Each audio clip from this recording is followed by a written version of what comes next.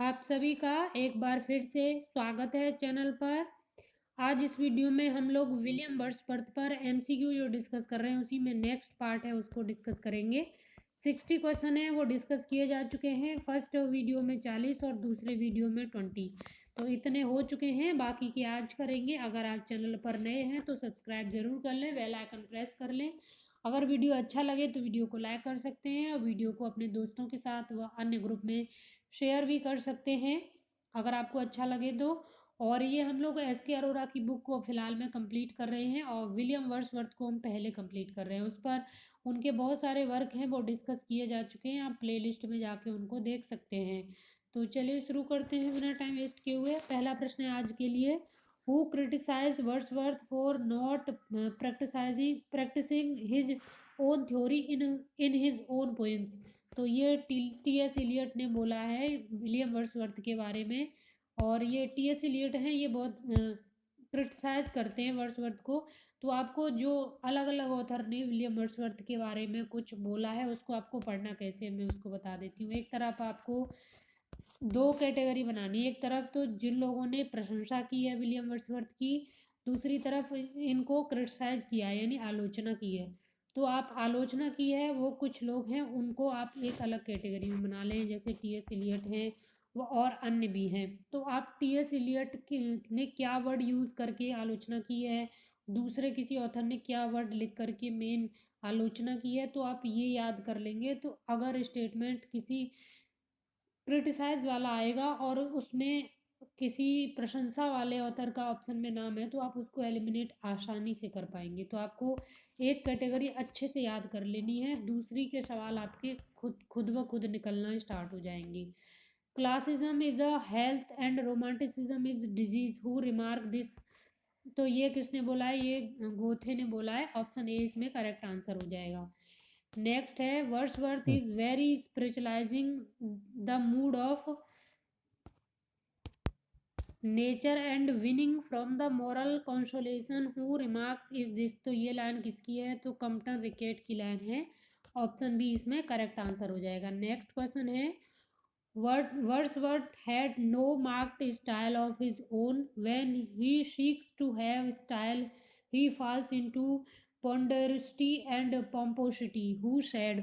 तो ये लाइन किसने बोली है, अर्नोल्ड ने बोली है। जैसे कि देखिए टी एस इलियट और अर्नोल्ड ये बड़े ही क्रिटिक्स रहे हैं विलियम वर्ड्सवर्थ के। तो यहाँ पे आपको ध्यान रखना है कि इनमें दो वर्ड इन्होंने बहुत इंपॉर्टेंट बोले, एक तो पंडरसिटी एक पॉम्पिसिटी।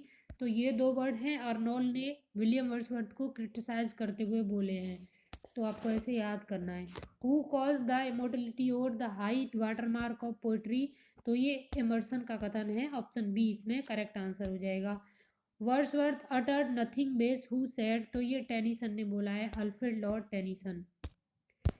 Just for a handful of silver he left us, just for a ribbon to stick in his coat. These lines are about Wordsworth who wrote. तो ये लाइन किसने बोली है, browning in the lost leader. तो ये in the lost leader में browning की line है। नेक्स्ट क्वेश्चन है, Wordsworth is not always melodious, that he is seldom graceful and only occasionally inspired, who said. तो डब्ल्यू जे लॉन्ग की यह कथन है कि occasionally inspired W J long और सेल्डम ग्रेसफुल, ये दो वर्ड आप पकड़िए और डब्ल्यू जे लॉन्ग के साथ कनेक्ट करिए, याद हो जाएगा आपको। पूरा स्टेटमेंट आपको फिर बार बार रटना नहीं पड़ेगा, अपने आप आपको याद हो जाएगा। He is the greatest poet of nature that our literature has produced, this is the remark of Long about. तो ये लॉन्ग का कथन है वर्ड्सवर्थ के बारे में। ऑप्शन ए करेक्ट आंसर हो जाएगा। Where does Wordsworth compare himself to an Aeolian harp. तो ये किया है in the Prelude, in the Prelude में ये काम उन्होंने किया है। Where were the Lyrical Ballads appreciated more than in England. तो अमेरिका में लिरिकल बैलेड को अधिक अप्रिसिएट किया गया था यूरोप की अपेक्षा, इंग्लैंड की अपेक्षा अमेरिका में लिरिकल बैलेड्स को अधिक अप्रिसिएट किया गया। Who is the absolutely without humour according to Long. तो ये Wordsworth give you the bird and the flowers, the wind and the tree and the leaves just as they are and is content to let them speak their own message. Who expressed this opinion about Wordsworth? तो ये भी W J long ने बहुत सारी बातें उनके बारे में बोली हैं, तो कुछ इंपॉर्टेंट है वही आपको इसमें से याद रखनी है। Who according to Long has not only sight but insight, तो ये वर्ड्सवर्थ के बारे में है। For his poem Immortality Ode Wordsworth is indebted to, तो ये वुगन्स द रिट्रीट, तो वुगन्स द रिट्रीट है वो इससे यहाँ से काफ़ी इंस्पायर है। Who suggested a return to natural and simple living as the only remedy for human restlessness, तो ये वर्ड्सवर्थ की लाइन है। The only love sonnet of Wordsworth is, तो वर्ड्सवर्थ की एक ओनली लव सोनेट कौन सी है? तो वाई आर दाउ साइलेंट, ये वर्ड्सवर्थ की एकमात्र लव सोनेट है।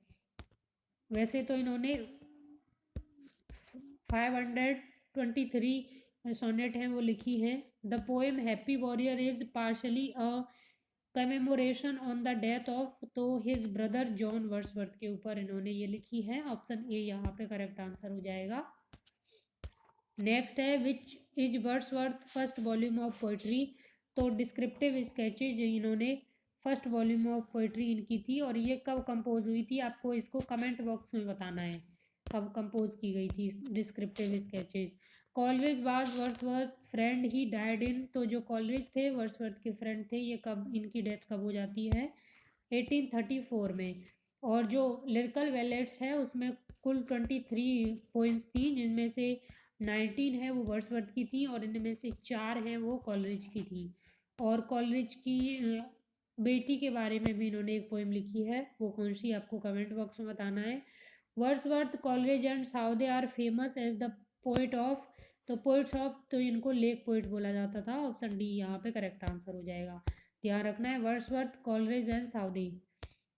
रॉबर्ट सदी या साउदी, सदी वैसे बोलते हैं। The Prelude is said to be the spiritual autobiographical and autobiography of Wordsworth. The Prelude is said to be the spiritual autobiography of Wordsworth, तो option A यहाँ पे correct answer है। थोड़ा तबीयत ख़राब है, दर्द दर्द थोड़ा हो जाए तो उसके लिए पहले ही क्षमा मांग लेती हूँ मैं। और चलिए नेक्स्ट वीडियो में आपको फिर मिलते हैं। आप टेलीग्राम चैनल ज़रूर ज्वाइन कर लेना, जिसका लिंक आपको नीचे डिस्क्रिप्शन बॉक्स में मिल जाएगा। धन्यवाद।